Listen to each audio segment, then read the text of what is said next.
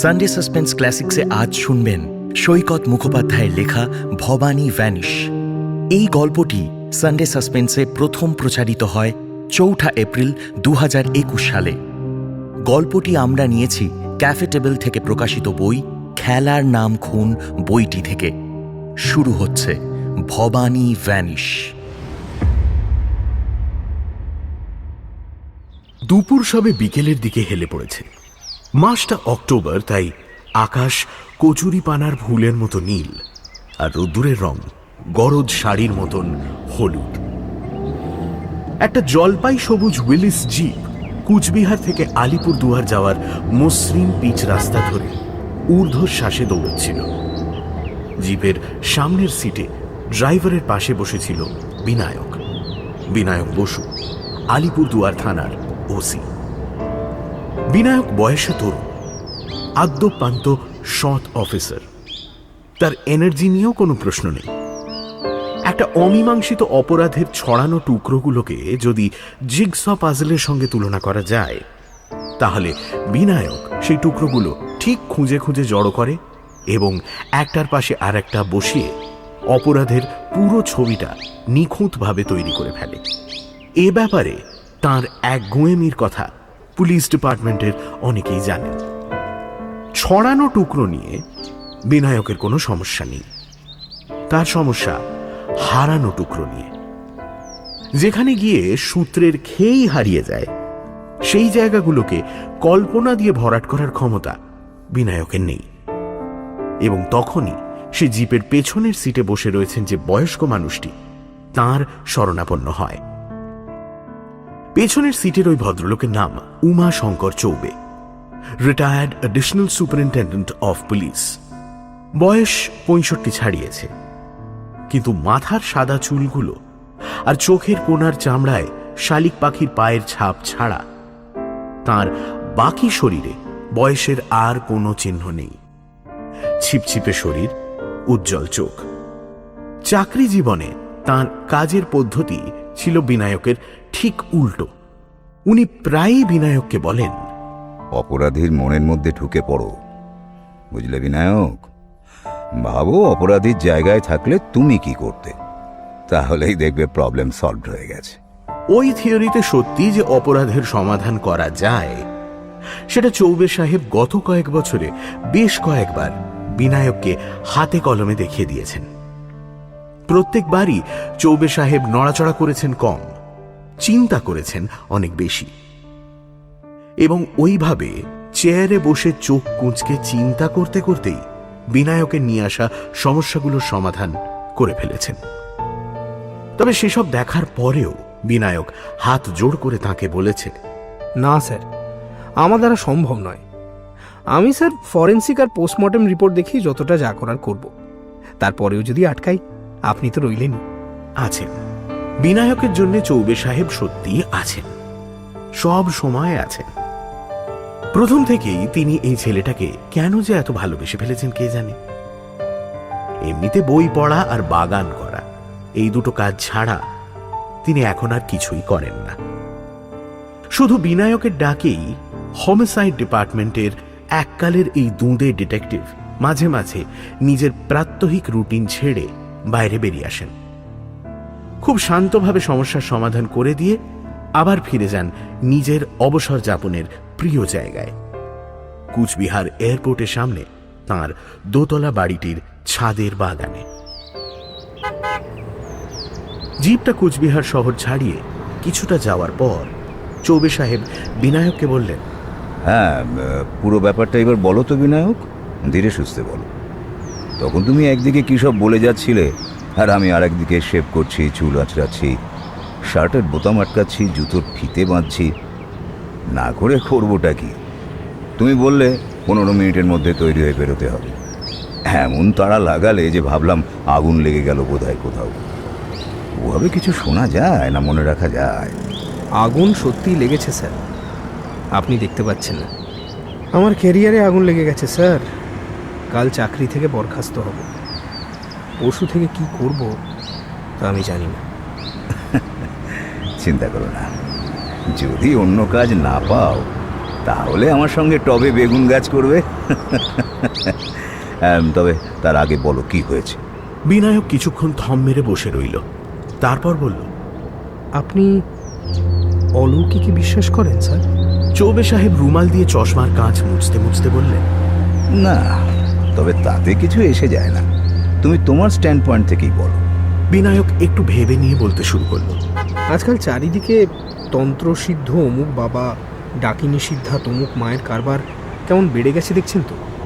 খবরের কাগজ খুললেই দেখতে পাবেন তাদের বিজ্ঞাপন। মারণ, উচাটন, বশীকরণ ইত্যাদি নানান সিদ্ধাইয়ে তারা নাকি সিদ্ধহস্ত। মামলা জিততে পারছেন না, অমুক বাবার কাছে যান। পরীক্ষায় এক চান্সে পাশ করতে চাইলে তমুক মা। শামুকতলা বাজারের পেছনে একটা ভাঙা বাড়ির একতলায় এরকমই এক ডাকিনী সিদ্ধা কয়েক মাস আগে ব্যবসা ফেঁদেছিল। নাম নিয়েছিল মা ভবানী। বিজ্ঞাপনে কিংবা ঘরের মাথায় টাঙিয়ে রাখা সাইনবোর্ডে ওই নামটাই থাকতো। চশমাটা আবার চোখে পড়ে নিয়ে চৌবে সাহেব বললেন, ইন্টারেস্টিং। এসব বাবা মা সংক্রান্ত কোনো কেস আমার চাকরি জীবনে হাতে আসেনি। তারপর বলে যাও। এই ডাকিনী সিদ্ধা মা ভবানী নানা রকম ভুজুং ভাজুং দিয়ে লোকাল নিউজ পেপারে বিজ্ঞাপন দিয়েছিল। পুরো শামুকতলা আর আলিপুরদুয়ার জুড়ে লিফলেটও ছড়িয়েছিল মেলা। বক্তব্য সব একই, যে কোনো সমস্যার সমাধানে ওর কাছে চলে যান এবং ও নাকি আপনার মঙ্গলের জন্য যাগযজ্ঞ করবে। তারপর আপনাকে কবচ বা মাদুলি কিছু একটা পরিয়ে দেবে, ব্যাস আপনার সমস্যা মুক্তি একেবারে গ্যারান্টিড। মাস তিনেকের মধ্যে এদিকের অন্তত 10 জন লোক হাতে হাতে ফল পেয়ে গেল। খোলা বাজারে দাঁড়িয়ে তারা মুক্ত কণ্ঠে মায়ের অলৌকিক ক্ষমতার কথা বলে বেড়াতে লাগলো। তার মানে মেয়েটা ভাড়া করা লোকেদের এইসব ফলস প্রোপাগান্ডার কাজে লাগিয়েছিল। এটাই ওই ধরনের বুজরুকদের টেকনিক। আচ্ছা, একটা কথা জিজ্ঞেস করি। এই ধরনের জোচ্চুরির ব্যবসায় চেহারাটা একটা বড় ফ্যাক্টর। মহিলাকে দেখতে কেমন? ইমপ্রেসিভ? মহিলা তো নয় স্যার, মেয়ে। বয়স কত হবে? বড় জোর 27 কিংবা 28। চেহারাটা রোগা বলে দেখতে লাগে আরও কম। গায়ের রং কালো, নাক বোঁচা, তার উপর ডান গালে একটা বড় কাটা দাগ আছে। মনে হয় কখনো ছুরির কোপটোপ খেয়েছিল। সব মিলিয়ে একদমই সুন্দরী বলা যায় না। তার উপরে ওকে নাকি গাঢ় লাল শাড়ি ছাড়া অন্য কিছু পরে থাকতে দেখা যায়নি। কিন্তু শুনেছি ওই বদখত চেহারার জন্যেই ডাকিনী হিসেবে ওকে দারুণ মানাতো। আধো অন্ধকার ঘরে ধূপ আর ধনুর ধোঁয়ার মধ্যে যখন মা ভবানী তার এলো চুলে ভরা মাথাটা চালতে চালতে উৎকট চিৎকার করে ভূত প্রেতদের ডাকাডাকি করত, তখন নাকি ভক্তদের বুকের রক্ত হিম হয়ে যেত। যাই হোক, যা বলছিলাম, আমার থানার এরিয়ার মধ্যে আস্তে আস্তে ওর ভক্ত বাড়তে শুরু করল। তার মধ্যে একজন হলেন শামুকতলার সবচেয়ে ধনী মানুষ শ্যামলাল বর্মন। পাটের ব্যবসা, তামাকের ব্যবসা, করাত কল, অনেক কিছু আছে ভদ্রলোকের। একজন লোকের এত কিছু থাকলে মামলা মোকদ্দমার অশান্তি লেগেই থাকে। সেরকমই একটা প্রায় হারতে বসা মামলায় শ্যামলাল বাবুর প্রতিপক্ষ কোর্টে যাওয়ার আগের দিন প্রবল ডেঙ্গু জ্বরে মারা গেল। শ্যামলাল বাবু তার কাছের লোকেদের বলেছেন ওসব ডেঙ্গু ফেঙ্গু কিচ্ছু নয়, মা ভবানী ওকে বান মেরেছিলেন। এই ঘটনার পর শ্যামলাল বাবু একেবারে মায়ের কেনা গোলাম হয়ে পড়লেন। গত সপ্তাহে একদিন মা ভবানী শ্যামলাল বাবু আর তার স্ত্রীকে ডেকে বললেন যে সে একটা অদ্ভুত সিদ্ধাই জানেন। তার জোরে নাকি সোনা ডাবল করা যায়। বলো কি? হ্যাঁ স্যার, টাকার লোভ কার না থাকে স্যার। বড় লোকদের আবার এই লোভটা একটু বেশি। তাই শ্যামলাল বর্মন আর তার স্ত্রী গতকাল ভোরবেলা মায়ের বাড়িতে গিয়ে হাজির হন। সঙ্গে একটা কাঁধ ব্যাগের মধ্যে করে নিয়ে যান অন্তত 20 ভরি সোনার গয়না। আগের দিন সেগুলো ব্যাংকের লকার থেকে বার করে এনেছিলেন শ্যামলাল বাবু। তারপর খুব গোপনে ঘরদোর বন্ধ করে যজ্ঞ শুরু হলো। যজ্ঞ শেষে হোমের ছাইয়ের মধ্যে সোনার গয়না রেখে দিলে 1 ঘন্টা পরে দ্বিগুণ গয়না পাওয়া যাবে, এটাই ছিল মা ভবানীর বক্তব্য। যজ্ঞ শেষ হতে সময় লাগলো না। ছাইয়ের মধ্যে মা ভবানী নিজের হাতে বর্মন গিন্নির যাবতীয় গয়না ঢুকিয়ে রেখে হাতটা ধুয়ে পাশের ঘরে বিশ্রাম নিতে গেল। গেল তো গেল, সে আর ফেরে না। কি সন্দেহ হতে শ্যামলাল বাবু ছাইয়ের মধ্যে হাত ঢুকিয়ে দেখলেন ছাই ছাড়া কিছু নেই, তাই তো? Exactly sir. তার মানে মেয়েটি গুণধর। হাত সাফাইও জানে। ছায়ের মধ্যে ঢোকানোর নাম করে লাল শাড়ির আঁচলের মধ্যে গয়নাগুলোকে পুড়ে ফেলেছিল। তারপর কি হলো? শ্যামলাল চিৎকার শুরু করলো। Exactly sir. মা নিশ্চয়ই ততক্ষণে হাওয়া। হাওয়া হয়েছিল ঠিকই, কিন্তু বেশিক্ষণ হাওয়ায় মিশে থাকতে পারেনি। খবর পেয়েই আমি শামুকতলা থেকে বেরোনোর সবকটা পয়েন্ট নাকাবন্দি করে দিয়েছিলাম। সন্ধে 7টা নাগাদ মা ভবানী আমাদের জালে ধরা পড়ল। তখন সে লাল শাড়ি ছেড়ে একটা সাদা সালোয়ার আর সবুজ কামিজ পরে নিয়েছে। পিঠ ছাপানো চুলগুলো একটা খোঁপায় বেঁধে ওড়নায় ঢেকে নিয়েছিল। আমাদের চোখে ধুলো দেওয়ার জন্য যা কিছু করা সম্ভব সবই করেছিল মেয়েটা, কিন্তু গালের ওই এক বিঘত লম্বা কাটা দাগ সে লুকোবে কোথায়? একবার মুখ থেকে ওড়নাটা সরে যেতেই ক্যাচ কট কট। উমা শঙ্কর চৌবে বিনায়কের কাঁধে চাপড় মেরে বললেন, ব্রাভো বিনায়ক, ব্রাভো। সত্যি তোমার মতন মেথডিক্যাল অফিসার আমি কমই দেখেছি। আমার আবার এই দিকটা খুব উইক ছিল, কিন্তু তাহলে যা করার তা তো করেই ফেলেছ। আমাকে আবার হুড়ো দিয়ে তুলে আনলে কেন? গয়নাগুলো মেয়েটার কাছেই পেয়েছিল তো? বিনায়ক মুখ নামিয়ে বলল, না স্যার, পাইনি। কাল প্রায় সারা রাত ধরে চেষ্টা করে গেছি গয়নার হদিশ বার করার জন্য, but she is a hard nut two crack sir. গয়না যে নিয়েছে তাই স্বীকার করাতে পারিনি। তার উপর কি? বিনায়ক একটা দীর্ঘ নিঃশ্বাস ফেলে গাড়ির জানলা দিয়ে কিছুক্ষণ বাইরে তাকিয়ে রইল। তারপর বলল, আজ কিছুক্ষণ আগে কোর্টে নিয়ে যাওয়ার সময় ভবানী পালিয়েছে। আপনি একটু আগে বললেন অলৌকিক কাণ্ডে বিশ্বাস করেন না, তাই বললাম পালিয়েছে, না হলে বলতাম ভ্যানিশ হয়ে গেছে। বিনায়কের কথা শুনে চৌবে সাহেব চমকে উঠলেন। বলো কি? একটা ওই রকম কম বয়সী মেয়ে একা পুলিশ কাস্টাডি থেকে পালালো? কি হয়েছিল ঘটনাটা বলো তো। পরের 15 মিনিট ধরে বিনায়ক যা বলে গেল তা এই রকম। কাল রাতটুকু ভবানী আলিপুরদুয়ার থানার লকআপেই ছিল। যতক্ষণ থানায় ছিল ততক্ষণ ভবানী পাহারাদারদের অকথ্য গালিগালাজ আর সাপন্নি করেছে। এমনকি বিনায়ককেও নাকের সামনে আঙুল নাচিয়ে বলেছে, আপনার হিম্মত থাকলে আমাকে আটকে রাখবেন বড়বাবু। একজন ডাকিনীকে হাত করা পরিয়ে রাখা অত সহজ নয়। কোর্টে আপনি আমাকে নিয়ে যেতে পারবেন না। বিনায়কের কেমন যেন মনে হয়েছিল মা ভবানীর আওয়াজের পুরোটাই ফাঁকা আওয়াজ নয়। এইসব ঠগেদের অনেক অ্যান্টি সোশ্যাল চেলাচামুন্ডা জুটে যায়। হয়তো তারা কোর্টের রাস্তাতেই ওকে ছিনিয়ে নিয়ে যাবার চেষ্টা করতে পারে। তাই আজ সকাল 10টার সময় ভবানীকে কোর্টে নিয়ে যাওয়ার সময় সে বাড়তি সাবধানতা নিয়েছিল। ভবানীকে হাতকড়া পরিয়ে প্রিজন ভ্যানে তোলা হয়। সঙ্গে 4 জন বন্দুকধারী পুরুষ কনস্টেবল তো ছিলই, তাছাড়াও ছিল 2 জন মহিলা পুলিশ। প্রিজন ভ্যানের পেছন পেছন অন্য একটি গাড়িতে কোর্টের দিকে যাচ্ছিল বিনায়ক নিজে। সঙ্গে ছিলেন সরকারি উকিল আশুতোষ কানুঙ্গ আর থানার সেকেন্ড অফিসার অতনু মিত্র। অর্থাৎ মোট 8 জনের একটা দল ভবানীকে পাহারা দিয়ে নিয়ে যাচ্ছিল। আলিপুরদুয়ার কোর্টের বারান্দায় উঠে ভবানী বলল ওর ভীষণ গা গোলাচ্ছে আর মাথা ঘুরছে। মুখ চোখে একটু জল দিতে না পারলে ও তখনই অজ্ঞান হয়ে পড়ে যাবে। কথাটা অবিশ্বাস করার কোনো কারণ ছিল না। বিনায়ক এবং বাকি সকলে জানত মেয়েটা আগের দিন থেকেই প্রায় না খেয়ে না ঘুমিয়ে রয়েছে। এই অবস্থায় শরীর খারাপ লাগা অস্বাভাবিক কিছু নয়। তাই বিনায়ক 2 জন লেডি কনস্টেবলকে বলেছিল ভবানীকে নিয়ে লেডিস ওয়াশরুমে যেতে এবং সেখান থেকে সোজা কোর্টরুমে চলে আসতে। বাকি স্টাফেরা সেখানেই ওদের জন্য অপেক্ষা করবে। কোর্ট বিল্ডিং এর লম্বা বারান্দার এক প্রান্তে কোর্টরুম আর অন্য প্রান্তে লেডিস ওয়াশরুম। বিনায়ক শেষবার ভবানীকে দেখেছে মহিলা পুলিশ 2 জনের মাঝখানে হাতকড়া বাঁধা অবস্থায় ওয়াশরুমের দিকে হেঁটে যেতে। বড়জোর 5 মিনিট বাদেই পরের পর পুলিশের হুইসেলের আওয়াজে কোর্ট চত্বর কেঁপে ওঠে। বিনায়ক, অতনু আর তাদের সঙ্গী 4 কনস্টেবল বারান্দা ধরে লেডিস ওয়াশরুমের দিকে দৌড় লাগায় এবং খুব বেশি হলে 10 সেকেন্ডের মধ্যে সেখানে পৌঁছে দেখে ওয়াশরুমের সামনে কিংবা ভেতরে কেউ নেই।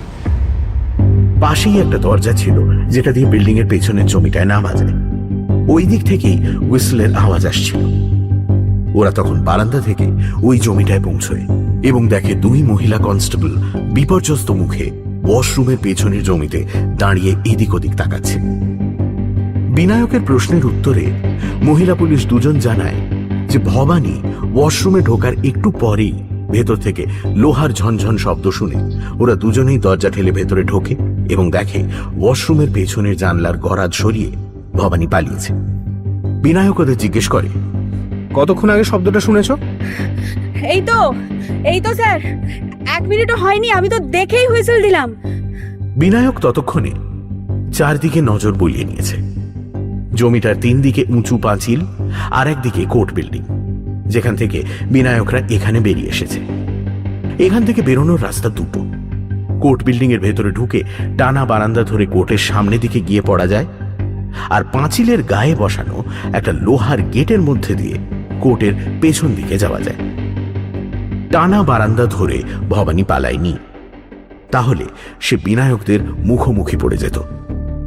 বারান্দার দেয়ালের গায়ে অন্য কোনো ঘরের দরজাও ছিল না যে ভবানী সেখানে ঢুকে পড়বে। আবার পেছনের গেট দিয়েও বেরোয়নি, কারণ গেটের ওপাশে ধুধু চাষের জমি। ধান কেটে নেওয়া এবড়ো খেবড়ো জমির মধ্যে একটা সাইকেল যাওয়ার মতো রাস্তাও নেই, লুকোবার মতন একটা ঝোপের আড়ালও কোথাও নেই। সেই ক্ষেতের মধ্যে ভবানী নামলে তাকে নিশ্চয়ই তখনও দেখা যেত, কিন্তু বিনায়ক আর তার সঙ্গীরা ভবানীকে ওই মাঠের মধ্যে কোথাও দেখতে পাচ্ছিল না। কোর্ট বিল্ডিং আর বাউন্ডারি ওয়ালের মাঝখানে যে জমি, যেখানে তখন ওরা দাঁড়িয়েছিল, সেখানে কয়েকটা দোকান ঘর ছিল, সব মিলিয়ে 4টে। বিনায়ক নিশ্চিত হলো ভবানী ওই 4টে দোকান ঘরেরই কোনো একটার মধ্যে গা ঢাকা দিয়ে বসে আছে। এছাড়া আর কোথাও সে এত তাড়াতাড়ি পালাতে পারবে না। এই কথাটা বুঝতে পারা মাত্রই বিনায়ক, অতনু মিত্র আর 6 জন কনস্টেবল, মানে মোট 8 জন পুলিশ কর্মী আলাদা আলাদা ভাবে ওই দোকানগুলোর মধ্যে ঢুকে পড়ে। যাকে বলে চিরুনি তল্লাশি দোকানগুলোর মধ্যে, তাই চালায় তারা। এবং সেই তল্লাশি শুরু হয়ে গিয়েছিল গরাদ খসে পড়ার আওয়াজ পাওয়ার বড় জোর 5 মিনিটের মধ্যে, কিন্তু ভবানীকে কোথাও পাওয়া গেল না। একটু আগে সেকেন্ড অফিসার অতনু মিত্র ফোন করে জানিয়েছেন কোর্ট বিল্ডিং এর সামনে বসানো সিসিটিভির ফুটেজ চেক করেও ভবানীকে পালাতে দেখা যায়নি। তাহলে ডাইনি ভবানী কি সত্যি সত্যি হাওয়ায় মিলিয়ে গেল? চৌবে সাহেব এতক্ষণ মন দিয়ে বিনায়কের স্টেটমেন্ট শুনছিলেন। এবার জিজ্ঞেস করলেন, দোকানগুলো কিসের? উনি প্রশ্নটা করার প্রায় সঙ্গে সঙ্গেই জিপটা একটা উঁচু পাঁচিলের গায়ে বসানো ছোট লোহার গেটের সামনে দাঁড়িয়ে গেল। চৌবে সাহেব বাইরের দিকে তাকালেন, তারপর হাসতে হাসতে বললেন, দেখেছ, এমন মন দিয়ে তোমার কথা শুনছিলাম যে খেয়ালই করিনি কোর্টে পৌঁছে গেছি। যাই হোক, এখানে যখন আমাকে নিয়ে এসেছো তখন তুমি নিশ্চয়ই চাও যে আমি নিজের চোখে একবার জায়গাটা দেখি। বিনায়ক বিনীত ভঙ্গিতে মাথা ঝোঁকালো। বেশ, তবে তার আগে একবার ওয়াশরুমের জানলার গরাদগুলো। লোহার গেট খুলে জমিটার মধ্যে ঢুকলেন চৌবে সাহেব। অতনু মিত্র এবং সকালের সেই 6 জন কনস্টেবল ওদের জন্য অপেক্ষা করছিল। তারা এসে বিনায়কের পাশে দাঁড়ালো। চৌবে সাহেব লম্বা লম্বা স্টেপ ফেলে ওদের দেখিয়ে দেওয়া জানলাটা নিচে গিয়ে দাঁড়ালেন। ওপরের দিকে মুখ তুলে কিছুক্ষণ ভবানীর মুক্তির পথটাকে নিরীক্ষণ করে বললেন, বাহ, এটাই স্বাভাবিক। দেখেছ বিনায়ক, কোনো একজন মহানুভব ব্যক্তি কাঠের ফ্রেমটাকে আগে থাকতেই করাত দিয়ে জায়গা মতন কেটে রেখেছিলেন। ওর ভেতরে গরাদগুলো আলতো করে বসানো ছিল, জাস্ট হাতের এক একটা ছোট্ট মোচড়েই এক একটা গরাদ খুলে আসার কথা। হয়তো টেনশনের চোটে হাত কাঁপছিল ভবানীর, তাই একটা গরাদ কোনো রকমে মেঝের ওপর পড়ে যায়, না হলেও কিন্তু আরো অনেকটা সময় পেয়ে যেত। তার মানে ভবানীকে সাহায্য করার লোক রয়েছে? অফকোর্স রয়েছে। আমার তো এখন সন্দেহ হচ্ছে নর্থ ইস্টের টেররিস্ট গ্রুপগুলোর কোনো একটার মেম্বারও এইভাবে অস্ত্র কেনার পয়সা তুলছে। বিনায়কের মুখটা একটু ফ্যাকাশে দেখালো। ভবানীকে খুঁজে পাওয়াটা যে কতটা জরুরি সেটা ও হাড়ে হাড়ে বুঝতে পারছিল, কিন্তু কিভাবে খুঁজবে মরিয়া হয়েও বলল, স্যার একটু দোকানগুলোতে ঢুকবেন? ওগুলো কি কর্ডন করে রেখেছো? না স্যার, আমরা তো কিচ্ছু পাইনি। কোন গ্রাউন্ডে কর্ডন করব? পাবলিক খেপে যাবে তো, বলবে ওদের রুটি রুজিতে হাত দিচ্ছি। না না, ঠিক আছে ঠিক আছে, কর্ডন করতে হবে এমন কথা আমি বলিও নি, জাস্ট জিজ্ঞেস করছিলাম। কিন্তু বিনায়ক, তুমি তো জানো আমি এইসব সার্চিং টার্চিংয়ের কাজে একদমই উৎসাহ পাই না। শার্লক হোমস আমার হিরো নন, আমার হিরো চেস্টারটনের ফাদার ব্রাউন। আহা, নোংরা পোশাক পরা আনস্মার্ট এক গেঁয়ো পাদরি, হোটেলের পর্দা ঢাকা কেবিনের মধ্যে বসে শুধু একজন ওয়েটারের দুরকম স্টেপিং এর শব্দ শুনে ক্রিমিনালকে ধরে ফেললেন। ভাবা যায়? বিনায়ক হাতের ঘড়িটার দিকে তাকিয়ে করুণ গলায় বলল, স্যার আহা, শোনো না, সেই জন্যই বলছি কি, তুমি তো তখন দোকানগুলো দেখেছো, তোমার চোখ কানের ওপর আমার যথেষ্ট ভরসা রয়েছে। যা যা দেখেছিলে বলে যাও, আমি বেড়াতে বেড়াতে শুনি। এই বলে চৌবে সাহেব সত্যি বিনায়ক আর অতনুকে তাঁর দুপাশে নিয়ে জমিটার মধ্যে হাঁটতে শুরু করলেন। বাকি কনস্টেবলরা একটা গাছতলায় দাঁড়িয়ে রইল। বিনায়ক বলতে শুরু করলো, স্যার দেখতেই পাচ্ছেন দোকান মোট 4টে, সব কটারই পেটানো মাটির মেঝে, দরমার দেয়াল, টালির চাল। চৌবে সাহেব তখন একটা জায়গায় দাঁড়িয়ে পাঁচিলের গায়ে পোঁতা কয়েকটা পেরেকের দিকে এক মনে তাকিয়েছিলেন। ওই অবস্থাতেই মন্তব্য করলেন, সরকারি জমিতে এর চেয়ে পাকাপোক্ত কনস্ট্রাকশন করতে কেউ সাহস পায় না। যে কোনো সময় অর্ডার হতে পারে, দোকান হটাও। তখন এইসব দরমা, টালি, বেঞ্চি আর টেবিল নিয়ে এরা অন্য কোথাও চলে যাবে। ঠিক বলেছেন স্যার, মুশকিল হচ্ছে 4টে দোকানেরই মুখ রাস্তার দিকে, কোর্ট বিল্ডিং কিংবা ওয়াশরুমের দিকটা পড়ে ওদের পেছনে। তাই ওই সময় দোকানে যারা ছিল সকলেই এক বাক্যে বলেছে কোনো মেয়ে জানলা দিয়ে লাফিয়ে নামলো কি না তা ওদের পক্ষে দেখা সম্ভব নয়। কথাটার মধ্যে কিন্তু যুক্তি আছে স্যার। দোকানগুলো কিসের? বলছি স্যার, একদম বাঁদিকেরটা দেখতেই পাচ্ছেন একটা জেরক্সের দোকান, হুকিং করে লাইন টেনেছে। যে কোনো কোর্ট চত্বরে এরকম দোকান কয়েকটা থাকে, মামলার কাগজপত্র কপি করায় তো লোকেরা। তবে আমরা যখন এসেছিলাম তখন দোকানটায় মালিক ছাড়া মাত্র 2জন লোক দাঁড়িয়েছিল। তাদের মধ্যে ভবানী ছিল না? না স্যার, আপনাকে তো আগেই বলেছি ভবানীকে চিনতে ভুল হওয়ার কথা নয়। ওই চোয়াড়ে মুখ, পিঠ ছাপানো চুল, গালে কাটা দাগ, তার উপরে ওর হাতে তখন হাত করা ছিল স্যার। ও জিনিস 5 মিনিটের মধ্যে খোলা কিংবা ভাঙা, এ হয়তো এক হুডিনি পারতেন। চৌবে সাহেব হাঁটতে হাঁটতেই মন্তব্য করলেন, হুডিনি কিংবা ডাকিনি। বিনায়ক একটু অভিমানী মুখে তার গুরুর দিকে তাকালো, যেন বলতে চাইল, আমার এই অবস্থাতেও আপনার মাথায় রসিকতা আসছে স্যার। গুরু ততক্ষণে একটা ইটের তৈরি ময়লা ফেলার ভ্যাটের দিকে তাকিয়ে দাঁড়িয়ে পড়েছেন। কোর্ট বিল্ডিংয়ের যাবতীয় ময়লা নিশ্চয়ই প্রথমে ওই ভ্যাটটাতেই ফেলা হয়, তারপর ওখান থেকে মিউনিসিপ্যালিটির লোকেরা তুলে নিয়ে যায়। কিছুক্ষণ মুগ্ধ দৃষ্টিতে জমানো ময়লার দিকে তাকিয়ে থেকে চৌবে সাহেব আবার হাঁটতে শুরু করলেন। বললেন, কি হলো, থামলে কেন? বলে যাও। হ্যাঁ স্যার, জেরক্সের দোকানের পর ফুট 6 গ্যাপ দিয়ে আরেকটা চালা ঘর, ওটা সাইকেল সারানোর দোকান। দোকানে তখন 3টে কম বয়সী ছেলে কাজ করছিল। তারা তো পুলিশ দেখে ভয় কেঁদে ফেলে আর কি। ভবানী ওখানে ছিল না। নেক্সট। তার পাশেরটা শিলিগুড়ির হংকং মার্কেটে ছিটকে আসা ছানা, যত রাজ্যের সস্তা চাইনিজ মাল, ওই ধরুন ছাতা, টর্চ, ভিডিও গেমস, পারফিউম আর গেঞ্জি টেঞ্জি নিয়ে বসেছিলেন একজন মাঝবয়সী নেপালি মহিলা। একটু ডান দিকে তাকান স্যার, দেখতে পাবেন। চৌবে সাহেব চাপা গলায় বললেন, আর চোখে দেখে নিয়েছি, বয়স হয়েছে ভাই, এর চেয়ে বেশি দেখার শোভা পায় না। ওখানে ভবানী ছিল না, তাই তো? Yes sir. তারপর 4 নম্বর। একটু ওদিকে তাকিয়ে দেখুন স্যার। হ্যাঁ, ওই যে ভাতের হোটেলটা। দোকানটা সাইজ অন্যদের চেয়ে 4 গুণ, আর ভেতরে তখন অন্তত 20 জন লোক বসে খাওয়া দাওয়া করছিল। তাদের মধ্যে কোর্টের কেরানি, উকিল, মুহুরি থেকে শুরু করে গ্রাম থেকে আসা মক্কেল সবাই ছিল। আমরা স্যার প্রতিটি খরিদ্দারের সামনে দাঁড়িয়ে দেখেছি, রান্নাঘরে ঢুকে খুঁজেছি, এমনকি উনুনের পেছনে জলের ড্রামের ভেতর কোথাও দেখতে ছাড়িনি স্যার, কিন্তু তাতে ফল হয়নি কিছুই। চৌবে সাহেব একটা দীর্ঘশ্বাস ছেড়ে একটা গাছের গুঁড়ির গায়ে হাতের ছাতাটা কবার ঠুকলেন। তারপর বললেন, আশা করি যিনি জেরক্সের দোকানে ঢুকেছিলেন তিনি মেশিনের পেছনটা দেখেছিলেন, হ্যাঁ স্যার। আর যিনি সাইকেলের দোকানে ঢুকেছিলেন তিনিও দেখে নিয়েছিলেন যন্ত্রপাতির মধ্যে কোথাও একটা ভাঙা হাতকড়া পড়ে রয়েছে কিনা। সেকেন্ড অফিসার অতনু মিত্রের মুখটা উজ্জ্বল হয়ে উঠল। সে বলল, আমি ঠিক ওই লাইনেই ভেবেছিলাম স্যার। আমিই ঢুকেছিলাম সাইকেল সারাইয়ের দোকানটায়, কিন্তু না, ওরকম কিচ্ছু পাইনি। চৌবে সাহেব বোঝদারের মতো ঘাড় নাড়লেন। তারপর বললেন, আশা করি চায়না মালের দোকানের কাপড় জামার গাঁঠরির পেছনটা ভালো করে দেখা হয়েছিল। বিনায়ক যথেষ্ট অফেন্ডেড ভঙ্গিতে বলল, কি বলছেন স্যার? না না, আমি সবকটা পসিবিলিটির কথা বলছিলাম। তাহলে শেষ অবধি এটাই দাঁড়ালো, ঘরেও নহে পারেও নহে, ভবানী ছিল মাঝখানে, তাই না?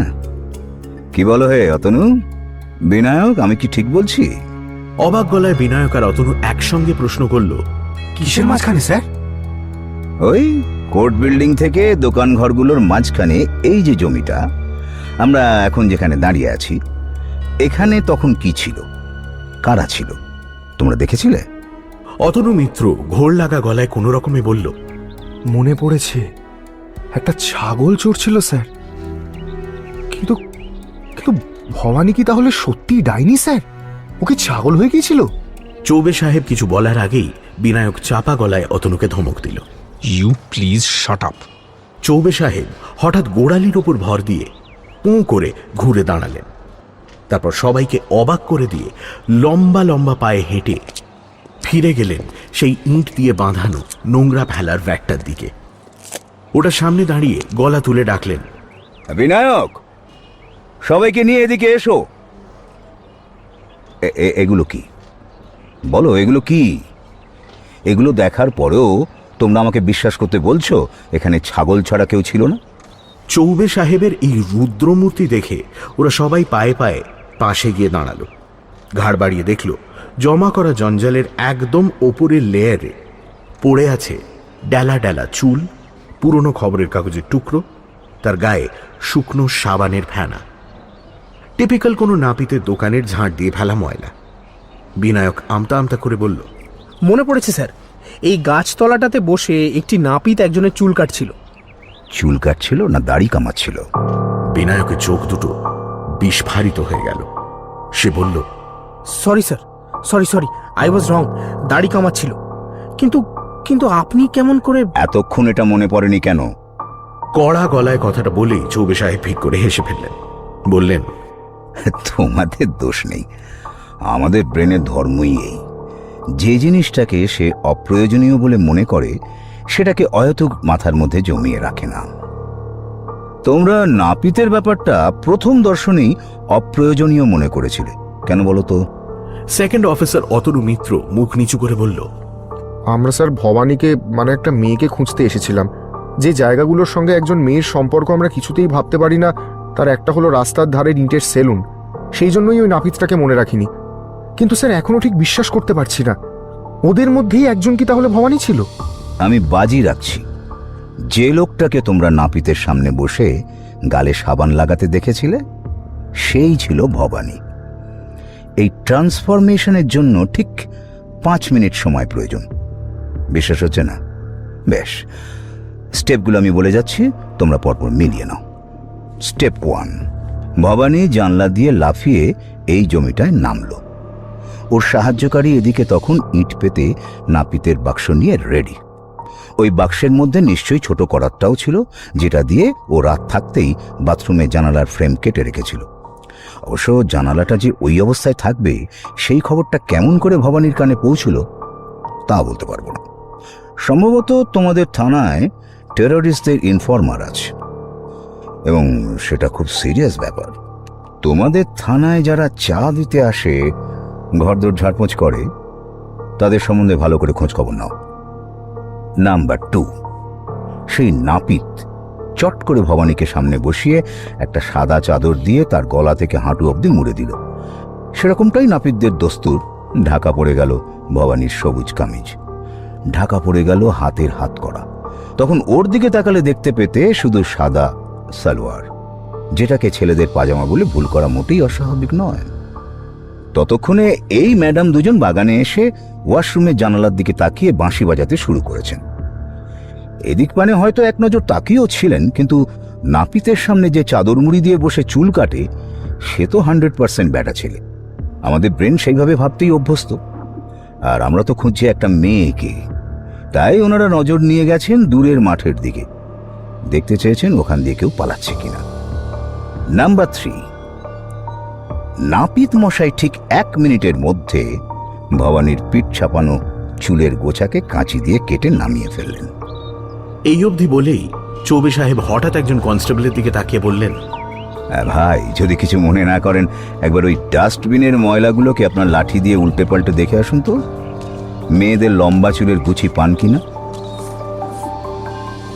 পেয়েছেন? গুড, জানতাম পাবেন। আচ্ছা, এবার নাম্বার 4। বিনায়ক, তুমি হুইসেলের শব্দ শুনে দলবল নিয়ে এখানে পৌঁছে গেছো, কিন্তু এদিকে তো ততক্ষণে নাপিত ভাইয়ার ভবানীর গালে সাবান লাগানোর কাজও শেষ। কাজেই ভবানীর ডান গালে সেই 1 বিঘত লম্বা কাটা দাগও অদৃশ্য। তোমরা পাশ দিয়ে বেরিয়ে গেলে, যাবার সময় নিশ্চয়ই চেয়ে দেখলে এদিকে, কিন্তু ভবানী ততক্ষণে কমপ্লিটলি ট্রান্সফর্মড। না হাতের হাত করা, না সবুজ কামিজ, না গালের কাটা দাগ। তোমরা দেখলে একজন কালো লম্বা চোয়ারে মার্কা ছেলে, তার ঘাড় অবধি চুল, দাড়ি কামানোর জন্য গালে সাবান লাগিয়ে বসে আছে। অবশ্য তখন একটু যদি ভাবতে, অন্তত তোমরা ছেলেরা তো ভাবতেই পারতে যে দাড়ি কামানোর সময় তো গায়ের চাদরটা নাপিতরা খুলে দেয়, খুলে দিয়ে একটা ছোট্ট তোয়ালে বুকের উপর ফেলে দেয়। এখানে সেরকম হচ্ছে না কেন? তবে এটাও ঠিক, ওই অবস্থায় এত সূক্ষ্ম চিন্তা মাথায় আসে না। যাই হোক, আপাতত 4 নম্বর অবধি ভাবতে পারছি। এরপর ভবানী আর তার সাহায্যকারী কি করেছিল নিশ্চিতভাবে বলা মুশকিল। মনে হয় ময়লাগুলো ডাস্টবিনে ফেলে দিয়ে ওই চাদর জড়ানো অবস্থাতেই ভবানীকে নিয়ে সেই নাপিত দালানের রাস্তা ধরে কোর্টের সামনের দিকে চলে গিয়েছিল। খুব একটা তাড়াহুড়ো করার দরকার পড়েনি, কারণ তোমরা তো তখন এদিকে 4-4টে দোকানের সার্চিং নিয়ে ব্যস্ত। ওদের জন্য নিশ্চয় একটা গাড়ি ততক্ষণে কোর্ট বিল্ডিং এর সামনে চলে এসেছে। ওরা সেই গাড়িতেই চেপে পালিয়েছে। সিসিটিভির ফুটেজটা যদি আর একবার দেখো অতনু, তাহলে গায়ে সাদা চাদর জড়ানো একটা ছেলেকে নিশ্চয়ই গাড়িতে উঠতে দেখবে। বিনায়ক পকেট থেকে রুমাল বার করে কপালের ঘাম মুছল, তারপর বলল, আর কি ওদের ধরার কোনো উপায় আছে স্যার? চৌবে সাহেব একটু চিন্তা করে বললেন, দেখো বিনায়ক, আমার মনে হয় ভবানীর ওই যে সাগরে, সে সত্যিকারের পেশায় নাপিত। নাপিত না হলে যে কাজগুলো বললাম তার কোনোটাই খুব তাড়াতাড়ি করতে পারতো না। মেয়েদের চুলের মোটা গুছি কেটে ফেলা সহজ কথা নয়। খুব তাড়াতাড়ি ব্রাশে সাবানের ফেনা বানাতে গেলেও তৈরি হাত লাগে। কাজেই তুমি একটা জিনিস ট্রাই করে দেখতে পারো, মা ভবানীর লোক ঠকানো ব্যবসার একেবারে গোড়ার দিকে যে 10টা লোক ওর প্রশংসা করে বেড়াতো, তাদের মধ্যে কেউ নাপিত ছিল কিনা খোঁজ নাও। যদি দেখো ছিল, তাহলে তো বাকি কাজটা সহজ। আরে না না, আমাকে বাড়ি পৌঁছে দেওয়ার দরকার নেই। তুমি তো জানো আমি রিটায়ার করার পর থেকে পারতপক্ষে সরকারি গাড়িতে চাপি না। আমি স্ট্যান্ড থেকে কুচবিহারের বাস ধরে নিচ্ছি। চৌবে সাহেব কিছু ভুল বলেননি। মা ভবানীর সাগরেদদের মধ্যে একজনের সত্যি শামুকতলায় সেলুন ছিল। লোকটার নাম ছিল পরেশ বসুমাতারি। রাজ্য পুলিশের গোয়েন্দারা পরেশকে 2 দিন বাদে শিলিগুড়ি থেকে গ্রেফতার করে। তাকে ইন্টারোগেট করে ভবানীকে হাতে পেয়ে যায় বিনায়ক। শ্যামলাল বর্মনের 20 ভরি সোনার গয়না তো উদ্ধার হয়ই, তার চেয়েও বড় কথা, নর্থ ইস্টের একটা কুখ্যাত টেররিস্ট গ্রুপের শামুকতলায় গজিয়ে ওঠা ওই ঘাঁটির খোঁজও পাওয়া যায়। হঠাৎ অ্যাটাক করে সেই ঘাঁটি থেকে প্রচুর অস্ত্রশস্ত্র উদ্ধার করে আলিপুরদুয়ার থানার পুলিশ আর আর্মির যৌথ বাহিনী। 2 জন জঙ্গি নেতাও ধরা পড়ে। খবরের কাগজে যেদিন সকালে বিনায়কের নাম দিয়ে সেই খবর ছাপা হলো, সেদিন বিকেলে কোচবিহার এয়ারপোর্টের সামনে দোতলা বাড়িটার ছাদের বাগানে চৌবে সাহেবকে নমস্কার করে বিনায়ক বলল, আমার খুব লজ্জা করছে স্যার, সিরিয়াসলি। চৌবে সাহেব তাকে বুকে জড়িয়ে ধরে বললেন, আচ্ছা পাগল তো, আরে লজ্জা আবার কিসের? তুমিই তো সব করলে। সানডে সাসপেন্স ক্লাসিক্সে আজ শুনলেন সৈকত মুখোপাধ্যায়ের লেখা ভবানী ভ্যানিশ। উমা শঙ্কর চৌবের ভূমিকায় শঙ্করী প্রসাদ মিত্র, গল্প পাঠে দীপ, সোমক, শ্রী, গোধূলি এবং অগ্নি। ধ্বনি পরিকল্পনা ও আবহ সঙ্গীত দীপক। প্রচার অলঙ্করণ জয়েন দ্য ডটস, পরিচালনায় দীপ। সানডে সাসপেন্স ক্লাসিক্সে শেষ হল ভবানী ভ্যানিশ।